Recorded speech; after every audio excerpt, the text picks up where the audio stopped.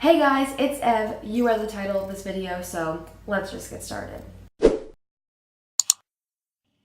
So my first tip is pretty self-explanatory and pretty obvious, but you just have to care. You have to want to get good grades. You have to care about every single assignment that you do, no matter how small it is. Every assignment is important. Every little grade counts in your overall average. And just care about the classes that are even like annoying that you don't like gym class, because those do go into your average, at least they do at my school. So just make sure that you are caring about everything, because you can't just blow off one assignment and then hope that you'll be able to make up for it later, because that just adds more stress to you. So just all the little assignments, all your homework, just make sure that you're caring about it and that you're doing it. Yeah.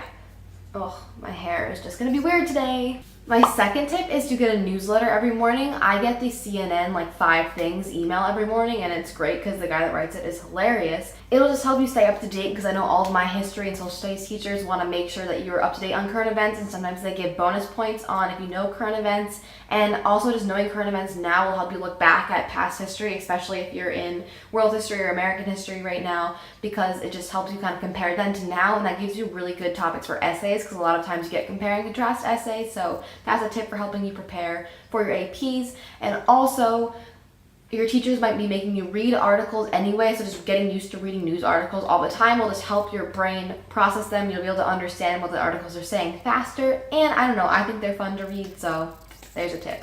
Number 3 is do not be afraid to ask for help.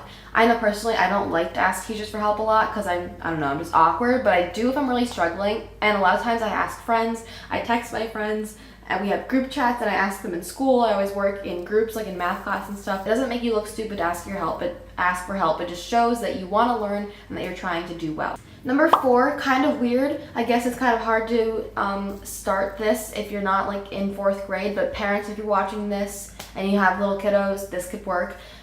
Make sure that you play a musical instrument if that's possible at your school, or if you want to start like picking one up if you have time, because it is scientifically proven that playing a musical instrument can help you with math and sciences, because it just helps your brain, like with the counting the music and how you read the music, and it just helps your brain function. And also it's kind of a nice break during the day just to get to go sit in orchestra or band or chorus and play or sing, and just again, it helps with math, but also it kind of gives your brain a break from just like reading books all day or like staring at math problems. Number 5 is to join clubs, play sports, do lots of extracurriculars, and just stay busy, because if you're busy you have to prioritize your time, so that way you're going to be making sure, okay, I have to get my homework done before 8 o'clock tonight because I have to go to this concert, or blah blah blah blah. So just make sure that you're doing lots of things to keep you busy. It'll keep you just going, it'll help you like, you know, stay in shape, because you're always running from place to place to place.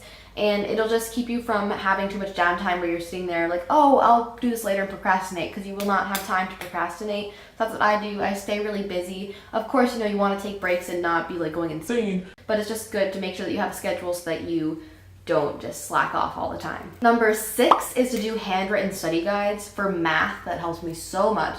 This is really ironic because both of my parents are math majors and they're both math geniuses, but math is my hardest subject. I don't do bad at it. It's kind of funny, like I'm in the highest level math class at my school, so compared to everyone at my school, I'm good at math, but compared to the kids in my math class, I suck.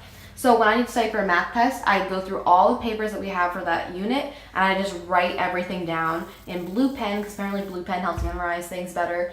And I just write down all the notes, all the important things I need to memorize, everything I need to study, and I just write it down in blue pen. Some people do like practice problems in blue pen and example problems. And I just write a study guide for myself maybe like 3 days before the test, and then I just keep studying that, adding on to it before the test, and that has helped me so much. I did way better in math this year than I have in past years, and it was pre-calculus. So that was like harder, but for some reason pre-calculus just makes more sense to me, and I studied a lot harder. So just make sure on the subject that you struggle with that you are just writing things down and really putting extra work into studying for that. Tip number 7 is just to keep a good schedule for yourself. So just have set times for yourself where you're like, okay, this is when I'm going to do my homework, this is when I'm going to study, this is when I'm going to practice my instrument, this is when I'm going to take a break and read or watch TV, this is blah blah blah. Just make sure that you have your day kind of laid out, so that way you're not going to be slacking, wasting any time, or running out of time. time if you just stick to your schedule, and you can definitely block in, relaxing free time in that schedule. That way you won't have to be stressed out. Because I know for me, if I start like getting lazy and not doing homework, all of a sudden I start like freaking out and I'm like, oh my gosh, I'm not gonna finish, and I get more stressed out. But if I know, okay, if I watch TV for an hour, I know I still have time to do this, if that makes sense. I don't know, it might be kind of too high maintenance for you, but if you just know that you have a schedule, you can fit everything in, it'll just eliminate stress. Because, optimal stress is good to get your grades and, to study, but you don't need that much stress. Oh, there's the recycling truck. And number 8, kind of going along with that, is just keep a planner. I know a lot of the time when you get to high school, you stop using a planner because your school doesn't like give it to you anymore for free, or, you just don't feel like you need it. But use a planner. This kind of, definitely goes along with the last one, but just write down all of your homework assignments, write down when everything's due. I like to if something's due the next Friday, I'll go to the next week, and on like Wednesday, don't forget about the project, and then on Thursday, project due tomorrow, and then Friday, project due today. Really big, so I just don't forget about it. Because I don't know if it's just me, but if I get a project that's due in 2 months, I hate having projects hanging over my head like that, so I just gotta write it down, make sure I'm on top of it, so I'm not worrying about not finishing it on time, if that makes sense. But just make sure you have everything written down so you don't forget about any homework, because again, every single assignment counts, even if it's only 5 points, because that 5 points could help bring your average up so that you can stay on honor roll or whatever your goal is. Number 9 is just to stay organized with your supplies. So make sure you have a good system for yourself with binders, folders, whatever you do. I normally have 2 binders with different subjects in them, and my math and science in one binder, and I put my calculator in a pouch in that binder, if that makes sense. This year I'm going to try to do a binder and then folders with a 3-subject notebook, just to change it up. I'm trying to get more into getting ready for college and how that's going to work, which I can't wait to start doing college videos. Just make sure that your supplies work for you, make sure that you're organized, make sure that you know where everything is, don't lose papers, because again, everything counts. So just stay organized in a way that works for you. Number 10, go back to something I was talking about a little earlier. When you get a project, start it right away. If it's a project that's due 2 months from now, just maybe how you start it is by writing out a schedule for yourself, saying, okay, I'm going to do this part of it this week, this part of it the next week, etc. Just get started on it, start planning it out. If it's an essay that's due in 3 days, try to crank it out that night so you have the next 2 days to edit it. Don't push things off, don't procrastinate, just start and you will feel so much better, and that way you'll have free time afterwards. Because that's what a lot of times why I'm like, oh my gosh, I just really want to watch this show right now, but I have to do my homework. If you get your homework done, then you can just watch as many shows as you want without having to feel that nagging feeling that you have to do something. Whereas if you start watching TV before you do your homework, you're going to have that kind of feeling in the back of your head ooh, I should be doing something else. So just make sure that you get your stuff done first, and then you can have your free time, because that way you won't feel guilty, but also just get things done.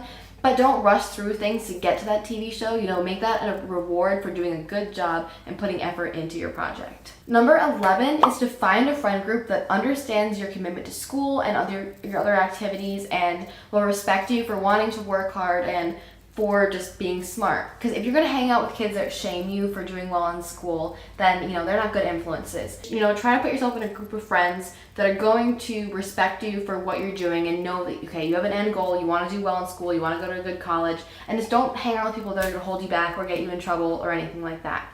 Be smart, kids. Just say no. Number 12 is to take breaks. If you want to go watch some YouTube videos, subscribe to my channel.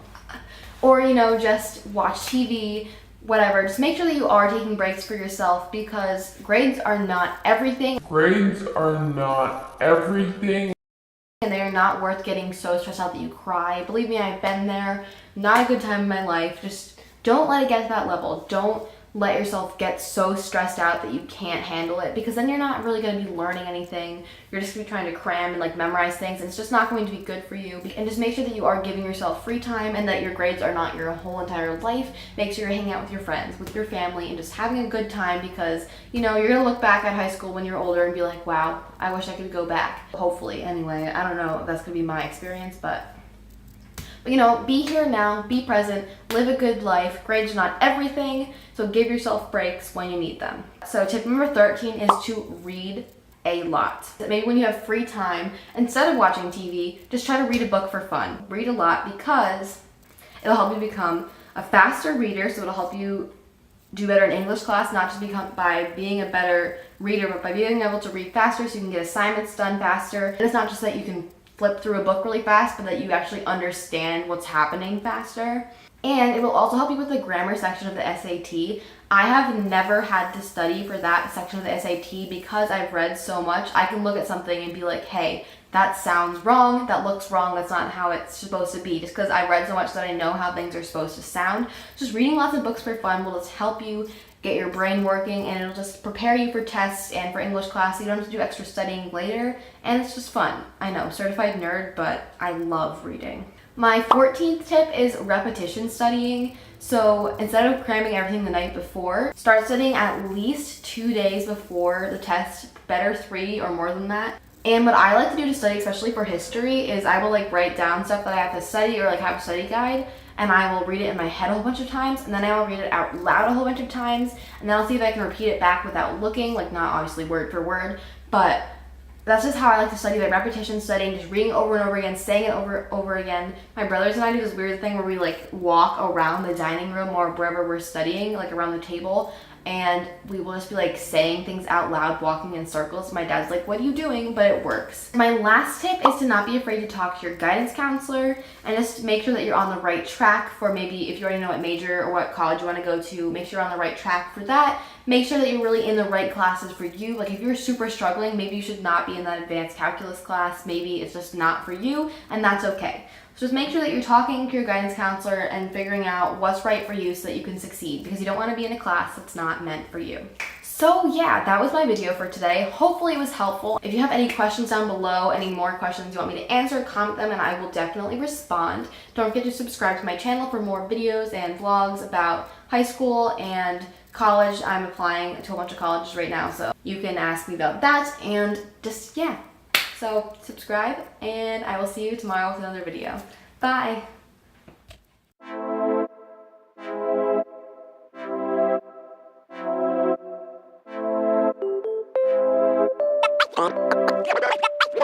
One.